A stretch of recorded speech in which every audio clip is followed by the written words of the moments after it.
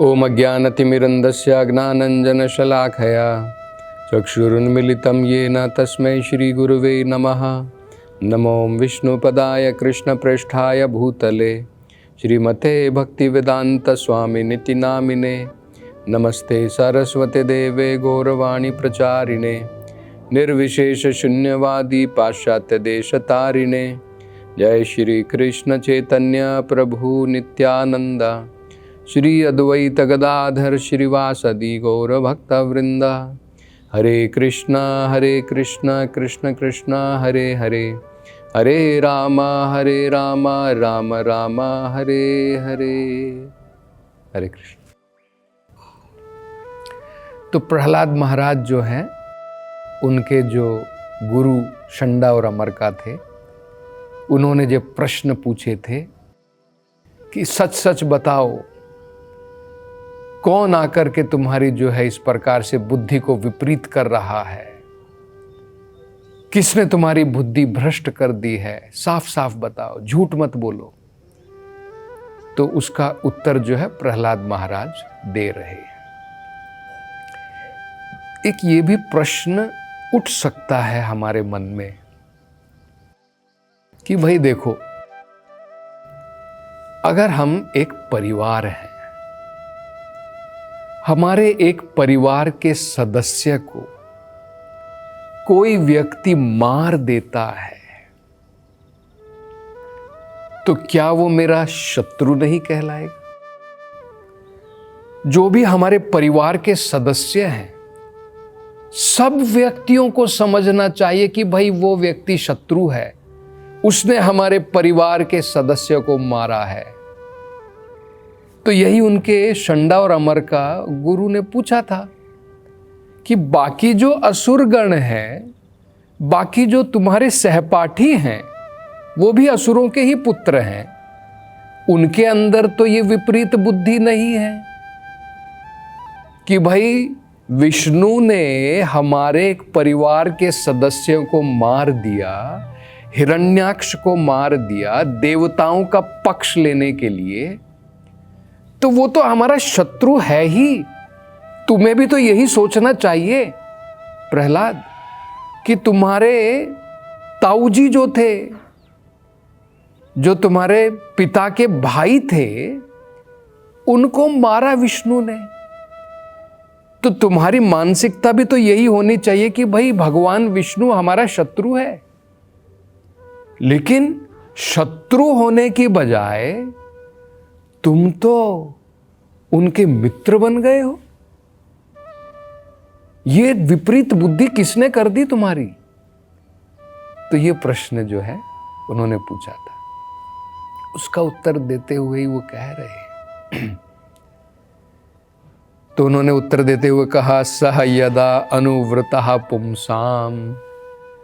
जब भगवान की कृपा होती है, कब कृपा होती है? जब व्यक्ति भगवान की भक्ति में लगता है, भगवान ने जो कहा है जब वो पालन करते हैं, तब भगवान की अनुग्रह उनको प्राप्त होती है।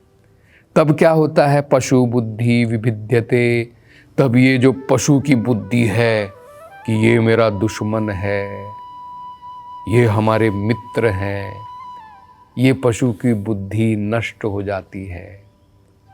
कौन सी बुद्धि? अन्य एषा, ये दूसरे लोग हैं, अन्यो अहम, मैं अलग हूँ, इति भेदा, ये भेद, गता असति, ये जो सबसे भयंकर जो मानसिकता है, ये दूसरे हैं, मैं दूसरा हूँ, ये सब खत्म हो जाती है।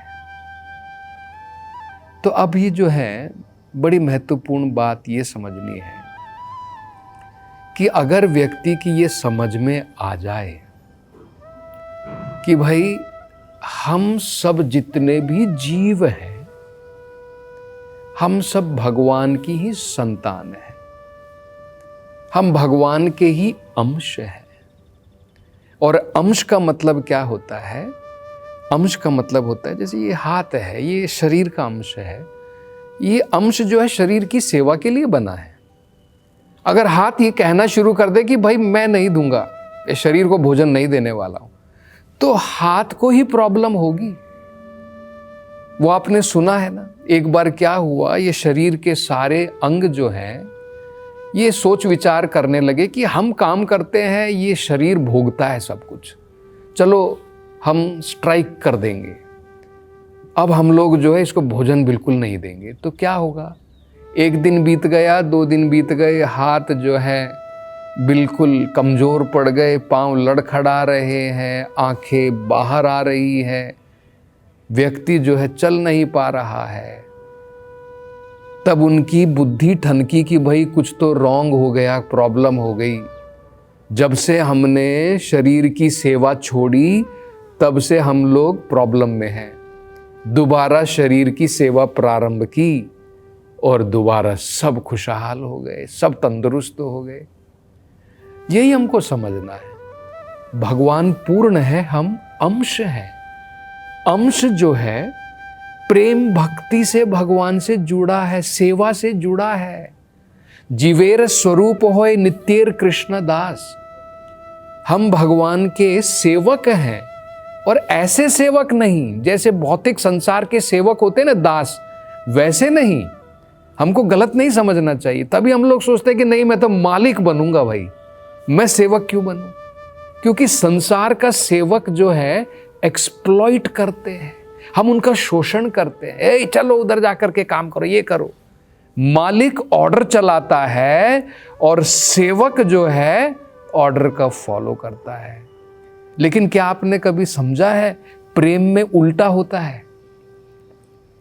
प्रेम में भगवान जो स्वामी है और भक्त जो भगवान का सेवक है, दास है, प्रेम के कारण भगवान बड़े खुश होते हैं जब भक्त उनके ऊपर ऑर्डर चलाता है। भक्त अपने भगवान को आदेश देता है। अर्जुन देखिए, अर्जुन स्वयं भगवान के सेवक हैं, लेकिन भगवान ने अपने भक्त वात्सल्य के कारण भगवान अर्जुन के सारथी बन गए। और सारथी बनने के बाद में भगवान अर्जुन के आदेशों का पालन कर रहे हैं। अर्जुन कह रहे हैं, हे भगवान, हे अच्युता, रथम स्थाप्य में अच्युता, सेनयोर उभयोर मध्य, दोनों सेनाओं के बीच में रथम स्थाप्य में अच्युता। हे अच्युता, मेरे दोनों सेनाओं के बीच में मेरे रथ को लेकर के जाओ। और भगवान रथ को लेकर के आ रहे हैं। देखिए, यशोदा माई छड़ी लेकर के भगवान को ऑर्डर कर रही है, अरे कितनी देर तक खेलते रहोगे, भोजन कौन करेगा, क्या तुम गली के बच्चे बन गए हो? देखिए, प्रेम के कारण। तो ये जो सेवा है, प्रेम की सेवा, वो अलग प्रकार की है। ये भौतिक संसार वाली दास और मालिक वाली सेवा नहीं है। हम प्रेम की सेवा में भगवान से बंधे हैं। और अगर प्रेम की सेवा में बंधे हैं तो भला कौन दुश्मन और कौन दोस्त, कौन दुश्मन कौन दोस्त, सब ही भगवान के सेवक हैं। ये मेंटालिटी, ये मानसिकता, ये तो पशु की बुद्धि के बराबर है। ये मित्र है, ये शत्रु है। यही तो प्रहलाद महाराज बता रहे हैं। तो ये समझना बहुत महत्वपूर्ण है। देखिए, भगवान की जब हम लोग भक्ति करते हैं, वृंदावन में जब भगवान की भक्ति में भक्त लोग लगे हुए हैं, उसमें हम देखते हैं कंपटीशन उसमें भी रहता है। उसमें भी एक प्रकार की प्रतियोगिता रहती है, कंपटीशन रहता है। लेकिन भौतिक संसार की तरह नहीं। एक भक्त जब देखता है कि अरे ये भक्त जो है इतनी बढ़िया सेवा कर रहा है, तो इस भक्त के मन में भी प्रेरणा जागृत होती है, मैं भी करूंगा और मैं इससे भी बढ़िया भगवान की सेवा करूंगा। ये कंपटीशन है। भक्त ये भी सोचता है कि मैं भगवान की सेवा और बेहतर करूंगा, लेकिन उसको अपना दुश्मन समझ करके नहीं। ये बड़ी महत्वपूर्ण बात है। जब हम भगवान की सेवा में लगे हों, जब हम भगवान की सेवा में लगे हों, भक्त हरेक दूसरे भक्तों की सेवा उसको प्रोत्साहन देता है, उसकी प्रशंसा करता है। अपनी सेवा को हमेशा तृण मात्र समझता है कि मैं क्या सेवा कर रहा हूं, मैं तो बहुत कम कर रहा हूं, बाकी लोग इतनी बढ़िया सेवा कर रहे हैं, मैं भी कब इस प्रकार से सेवा कर पाऊंगा। और कभी अपनी सेवा पर गर्वित नहीं होता है। ये देखिए कितना अंतर होता है। यहां पर भौतिक संसार में हम कुछ कर रहे हैं, दूसरा कुछ कर रहा है, हमारी मानसिकता क्या होती है, वो ऐसा ना कर पाए, वो इतनी बड़ा कार्य ना कर पाए, हम उसमें बाधा डालेंगे, है ना। हमारा कॉम्पिटिटर होता है ना, उसको कंपटीशन को किल कर देते हैं हम लोग, कंपटीशन को ही मार देंगे कुछ ना कुछ करके। तो मतलब हम उसको नीचे लाना चाहते हैं और हम ऊपर जाना चाहते हैं। ये भक्तों के अंदर में इस प्रकार की स्पर्धा प्रतियोगिता नहीं रहती है। भक्तों की क्या होती है, वो दूसरों को देख करके आनंदित होता है कि भाई ये इतनी बढ़िया सेवा कर रहा है, मैं भी करूंगा। लेकिन हमेशा उसको ये रहता है कि भाई उसकी सेवा बेटर है, उसकी सेवा बढ़िया है, मैं भी कब इस प्रकार की सेवा कर पाऊंगा। मतलब दूसरे की सेवा की प्रशंसा और अपनी सेवा को समझना कि बड़ी तृण मात्र में सेवा कर रहा हूं। अपनी सेवा से गर्वित होना ये तो भक्त के लक्षण नहीं है। अरे मैंने बहुत बड़ी सेवा की है, मैं भगवान का बहुत बड़ा सेवक हूं, मैं बहुत बड़ा प्रचारक हूं, ये भक्त के लक्षण नहीं है। तो ये बड़ी महत्वपूर्ण बात जो है हमको समझनी है। अब आगे देखिए और क्या कहते हैं प्रहलाद महाराज। कहते हैं जो भी व्यक्ति इस भावना में डूबा हुआ है, ये मेरा शत्रु है, ये मेरा मित्र है, मैं अलग हूं, ये सब अलग हैं, वो व्यक्ति कभी भी परमात्मा जो हृदय में विराजमान है उनको नहीं देख पाएगा। क्योंकि एक प्रकार से उसका चेतना जो है ढक गई है अज्ञान के प्रभाव से। और प्रहलाद जी कहते हैं ये जो भौतिक संसार में जो जीव हैं, जितने भी जीव हैं, जो इस मानसिकता में डूबे हुए हैं,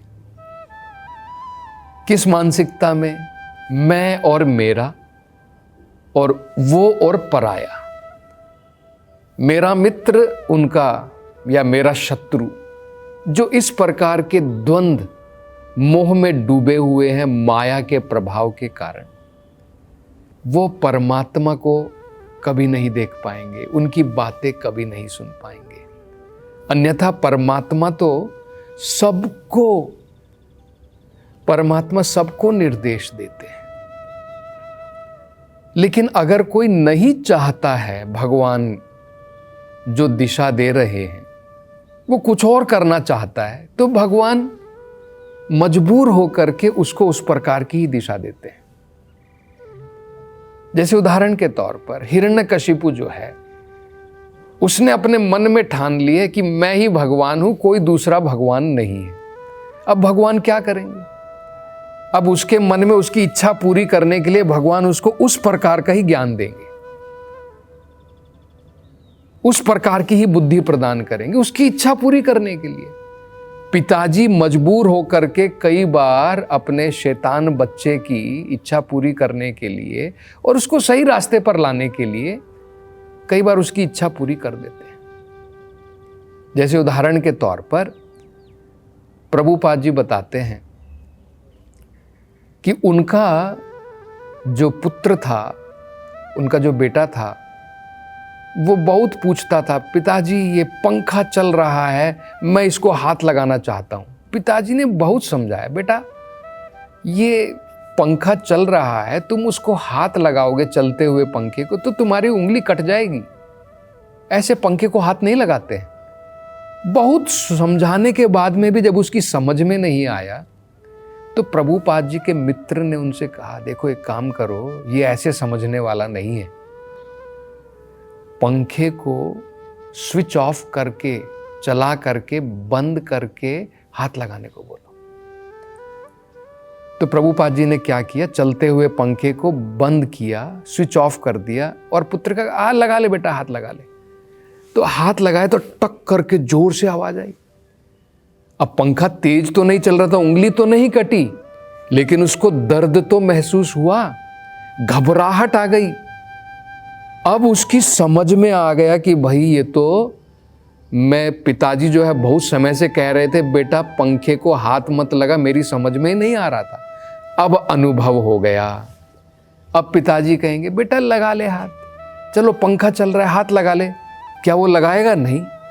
उसकी हाथ अगर पिताजी पकड़ करके भी लेके जाएंगे, नहीं नहीं लगा ले, वो बोलेगा नहीं पिताजी, क्योंकि उसको अनुभव हो गया है। तो वो भी पिताजी जो हैं उनकी करुणा है उसको सिखाने के लिए, समझाने के लिए। इसी प्रकार से भगवान ना चाहते हुए भी अगर हम असुर बनना चाहते हैं, भगवान उसी प्रकार की बुद्धि प्रदान करता है। और जो भगवान की आज्ञा मानना चाहता है, भगवान उसको उस प्रकार की बुद्धि देते हैं।